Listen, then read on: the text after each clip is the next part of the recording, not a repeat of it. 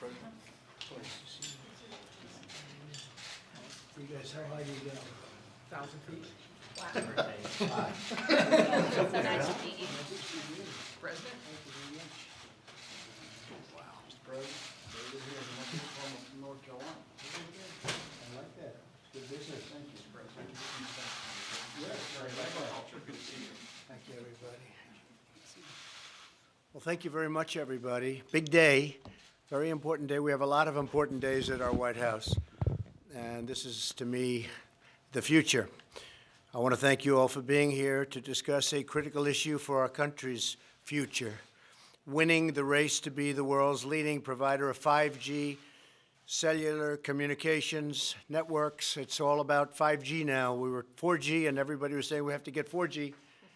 And then they said, before that, we have to get 3G. And now we have to get 5G, and 5G is a big deal. And that's going to be there for a while. And I guess at some point we'll be talking to you about number 6. What do you think? Do you think that's true, Ajit? But right now, we want to be the leader in this. We're the leader in almost everything else. And we're grateful to be joined by FCC Chairman Ajit Pai, who's been doing a fantastic job, and Deputy Secretary of Agriculture, Stephen Sensky. Thank you very much, Stephen. Appreciate it. And tell Sonny hello. He's doing a tremendous job, really tremendous. Secure 5G networks will absolutely be a vital link to America's prosperity and national security in the 21st century. 5G will be as much as 100 times faster than the current 4G cellular networks. It will transform the way our citizens work, learn, communicate, and travel. It'll make American farms more productive, American manufacturing more competitive, and American healthcare better and more accessible. Basically, it covers almost everything when you get right down to it. Pretty amazing. And just as 4G networks paved the way for smartphones and all of the exciting breakthroughs, they made possible so many things. This will be more secure and resilient. 5G networks will also create astonishing and really thrilling new opportunities for our people, opportunities that we've never even thought we had a possibility of looking at. We cannot allow any other country to outcompete the United States in this powerful industry of the future.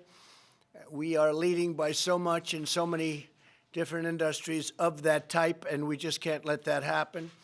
The race to 5G is a race America must win, and it's a race, frankly, that our great companies are now involved in. We've given them the incentive they need. It's a race that we will win. In the United States, our approach is private sector driven and private sector led. The government doesn't have to spend lots of money. According to some estimates, the wireless industry plans to invest $275 billion in 5G networks, creating 3 million American jobs quickly, very quickly, and adding $500 billion to our economy. And as you probably heard, we had another alternative of doing it. That would be through government investment. And leading through the government, we don't want to do that because it won't be nearly as good, nearly as fast, and especially in that business, I think that they'll be better doing the job than a lot of the folks that we know and love. To accelerate and incentivize these investments, my administration is focused on freeing up as much wireless spectrum as needed. We're going to free it up so they'll be able to get out there and get it done, and removing regulatory barriers to the build-out of networks. As Chairman Pai will discuss with you in a moment, the FCC is taking very bold action, probably bolder than they've ever taken before. It's a new frontier to make wireless spectrum available.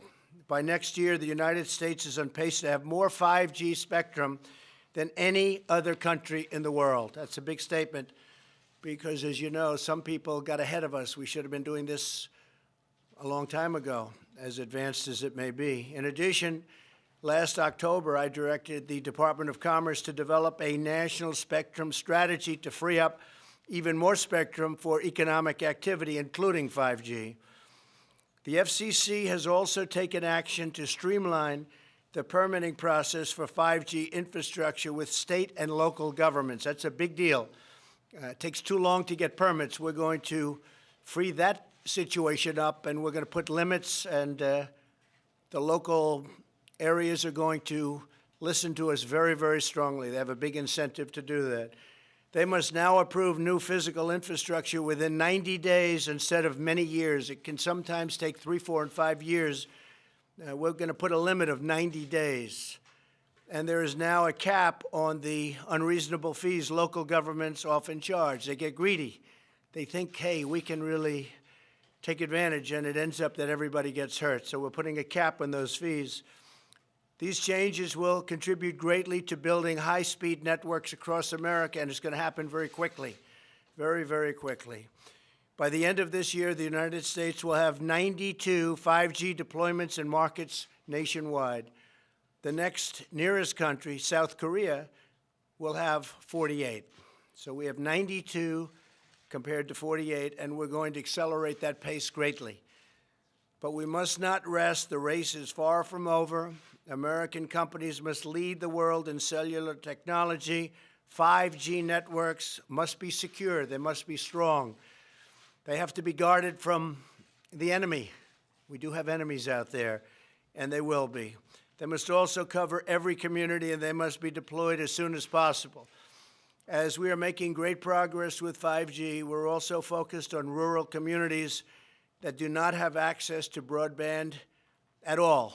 And we have a couple of people from the great farms that I love that I'm sure voted for me. I won't ask them, but they seemed, I think they, for the most part, yes, good. I think for the most part they did. I know that almost automatically. I'd be very surprised. But I have to say, I've been talking about broadband for rural America. The farmers and others, they have really been, they just haven't been treated properly. And now what we're doing is we're making it a priority. That's the areas we want to go to first, so they're covered. We're also working closely with federal agencies to get networks built in rural America faster and at much, much lower cost than it is even today. So now I'd like to introduce a very special man who's really worked hard and gained the respect of the world, truly, because they see what we're doing in our country, who'll be making 2 major announcements to accelerate our 5G future and extend broadband access to every American. No matter where you are, you will have access very quickly to 5G, and it's going to be a different life. I don't know that it's going to be better. Maybe you're happy the way it is right now. But I can say technologically, it won't even be close. So, Chairman Pai, thank you very much. Please say a few words. Thank you very much, Ajit.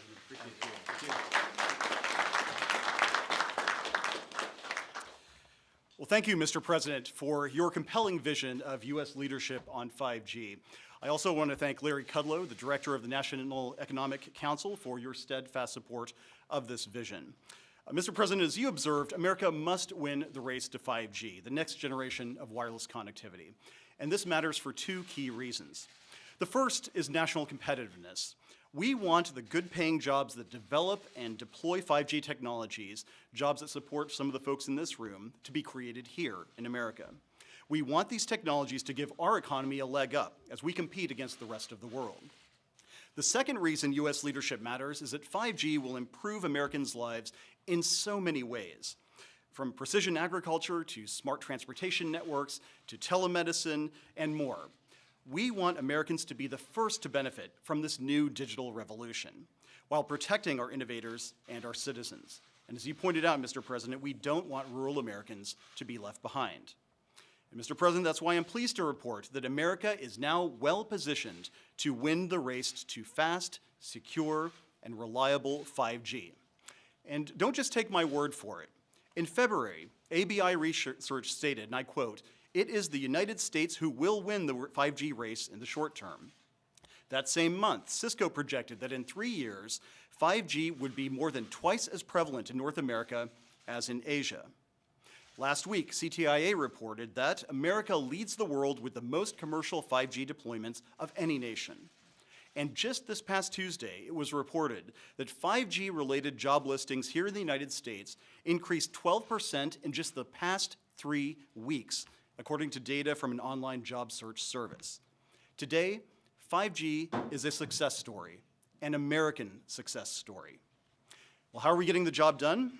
As the lead agency on 5G, the FCC is pursuing a three-part strategy called the 5G Fast Plan. First, we're freeing up spectrum, the invisible airwaves that carry wireless traffic. We finished our first 5G spectrum auction in January, and we're holding a second right now that has already generated almost $2 billion in bids. Second, we're making it easier to install wireless infrastructure. 5G will rely heavily on a web of small antennas. But when I came into office, regulations designed for tall towers threatened to strangle our 5G future in red tape. We have eliminated these rules because infrastructure the size of a pizza box shouldn't have to jump through the same regulatory hoops as a 200-foot cell tower. And third, we've taken action to encourage the deployment of optical fiber. That is because 5G isn't just about wireless. We'll also need strong fiber networks to carry 5G traffic once it goes from the air to the ground.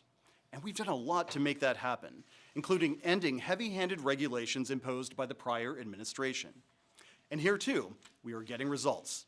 Last year, fiber was deployed to more new locations in the United States than in any year before. But in the race to 5G, our early success is still early. We still need to do more, and we will. And so today I'm announcing two new steps the FCC will take to build on our momentum. First, the FCC intends to start its third 5G spectrum auction on December 10th of this year. This will be the largest spectrum auction in American history. We will be selling 3,400 megahertz in 3 different bands. And for those of you who aren't wireless experts, that is a lot of spectrum. Second, to help build the infrastructure of the future, the FCC aims to create a $20.4 billion Rural Digital Opportunity Fund headed by the agency. This money will extend high-speed broadband to up to 4 million homes and small businesses in rural America. These next-generation networks will bring greater economic opportunity to America's heartland, including some of the great jobs building infrastructure, and they will help support future 5G technologies. In closing, I want to thank you again, Mr. President, for your leadership on 5G. Your White House has advanced your vision in many ways, from international treaty negotiations to much-needed regulatory reforms. I appreciate all these efforts, and in the same spirit, this FCC will help build a great and lasting legacy of American success on 5G. Thank you, Mr. President.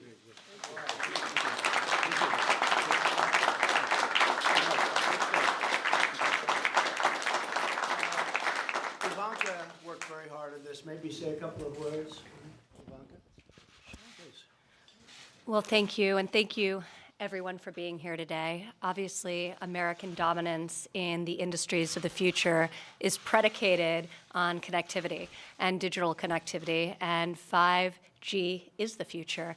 And so I think everyone in this room feels very comfortable to know it's in your very capable hands. And President, we thank you for your leadership on this critical issue. And I'm so glad that we were able to include in today's discussion our priorities on rural broadband. So that is something that from the earliest days of the administration, we've sought to really deliver on. And with today's announcement, in addition to the milestones that have been achieved over the last 2 years, we can say that we're bringing 5G and rural broadband across this country. So really, thank you. Thank you, honey.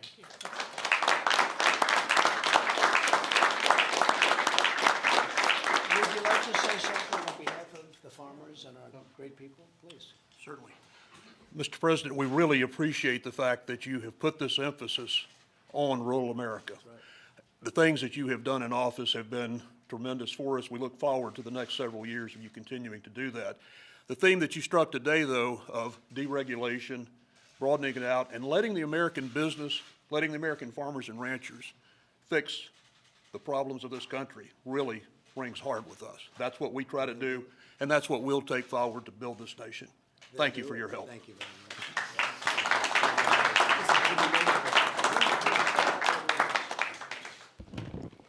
much. Mr. President, Chairman Pye, on behalf of the National Association of Tower Erectors, our 900-member companies, we build, deploy, and maintain the wireless infrastructure of this nation. And y'all fixing to put us to work. We appreciate it.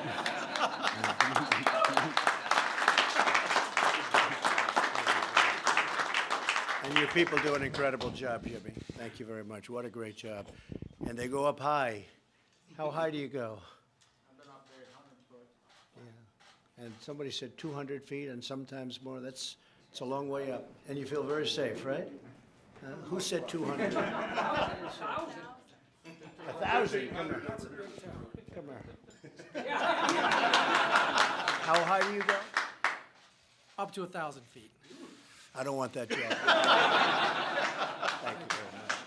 Thank you all very much. I appreciate it. It's going to be a great, great thing. Mr. President, Yeah. can you tell us your plans about sanctuary cities and illegal migrants?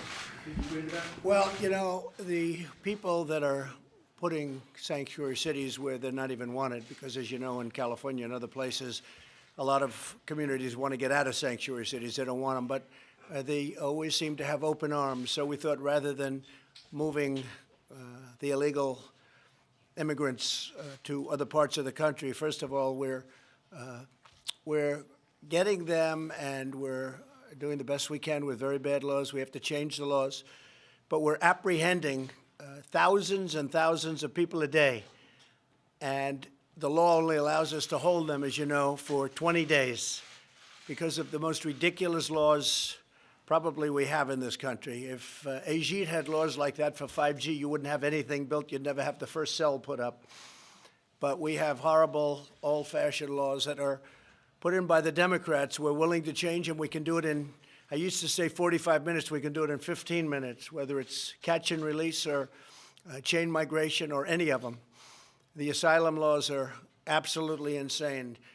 They come up, in many cases, they're rough gang members. In many cases, they're people with tremendous crime records. And they're given a statement to read by lawyers that stand there waiting for them. Read this statement. And it says, I have great fear for my life. I have great fear for being in my country, even though in some cases, some of these people are holding their country's flags and waving their country's flags. And then they talk about the fear they have of being in the country, that the flag they were waving freely. So we are looking at the possibility, strongly looking at, to be honest with you. California, the governor wants to have a lot of people coming in, refugees coming in, a lot of sanctuary cities, so we'll give them to the sanctuary cities maybe to take care of if that's the way they want it, because we can only hold them under the current law for 20 days. So we apprehend them by the thousands and thousands a day. I have to say, Border Patrol has been incredible. The job they're doing is incredible. The wall is going up. It's going up fairly rapidly. We're doing another big section. We start another big section tomorrow, but we're building miles and miles of wall. And we're going to have, I think we'll be close to 400 miles built by the end of next year. We need that. Just got back from Texas, and some of the ranchers told me, you look at Brooks County, you look at other places, some of the ranchers told me your bodies lying all over the land of people where the coyotes give them a can of soda and they give them a sandwich, and they say Houston's 300 miles in that direction. And the people don't know what that means. That means they can't make it. That means they have no chance, and they die. It's something I never heard. I never heard it to this extent. Many people die, and they'll say, just head in that direction. And we are doing a lot about it. If we had the wall, we wouldn't have that. If we had the wall, people wouldn't be coming up. Mexico is now apprehending and bringing back to the various countries that we're talking about, Honduras, Guatemala, El Salvador. They're bringing people back to those countries, Colombia to a certain extent, and they're going back to those countries. But we could fix that in so fast if the Democrats would agree. But if they don't agree, we might as well do what they always say they want. We'll bring the illegal, really you call them the illegals. I call them the illegals. They came across the border illegally. We'll bring them to sanctuary city areas and let that particular area take care of it, whether it's a state or whatever it might be. California certainly is always saying, oh, we want more people, and they want more people in their sanctuary cities. Well, we'll give them more people. We can give them a lot. We can give them an unlimited supply. And let's see if they're so happy. They say we have open arms. They're always saying they have open arms. Let's see if they have open arms. The alternative is to change the laws, and we can do it very, very quickly, very easily. Okay? Okay? Are you asking for more troops on the border as well? And we're going to put more troops on the border. Yeah, we're going to. And, you know, the thing is, our country is doing so well economically. We're setting records that a lot of people are coming up for that reason. A lot of people are coming up for bad reasons, too. We have a lot of very, very bad people with big criminal records trying to get through, and the Border Patrol's done an incredible job with them. Those are our focus. They really have done a really incredible job. And when they have been through and when they've been let through over the years, ICE all over Long Island, and they come and they get them and they take them back and we get them the hell out of here. That's happening all over our country. ICE, but the job that ICE and that really Border Patrol does is an incredible job. And law enforcement in this country the job they're doing is really incredible. You know, I don't know if you saw the crime stats, but the statistics are that crime is way down in our country over the last year, way, way down. And so that's despite all of the problems we have at the border. And we're straightening that out. So in sanctuary cities, as per your question, we are giving very strong consideration to having people after a 20-day period, because, again, you're not allowed legally to hold them for more than that. We will move them into sanctuary cities. Thank you very much, everybody. Thank you. Thanks,